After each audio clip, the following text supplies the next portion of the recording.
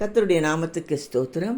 லூக்கா 19 அதிகாரம் 5 வசனத்திலே இயேசு சகேயுவை பார்த்து, நீ சீக்கிரமாய் இறங்கி வா, இன்றைக்கு நான் உன் வீட்டிலே தங்க வேண்டும் என்றார்.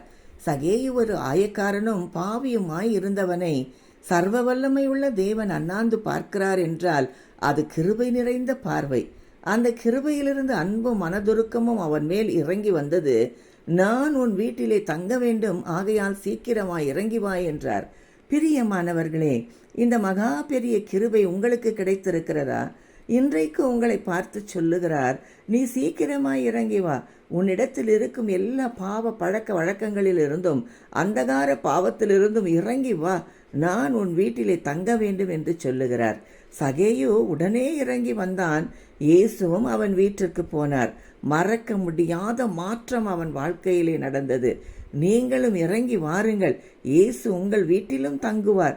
கிருபையினால் நீங்கள் ரட்சிக்கப்படுவீர்கள். கர்த்தர் உங்களை ஆசீர்வதிப்பாராக. என்னோடு கூட சேர்ந்து செபிப்பீர்களா? எங்களை அதிகமாய் நேசிக்கிற நல்ல தகப்பனே, இன்றைக்கு உம்முடைய கிருபையினால் எங்களை ரட்சிக்கிறதற்காக நன்றி அப்பா. இயேசுவின் மூலம் ஜெபம் கேளும் நல்ல பிதாவே, ஆமேன்.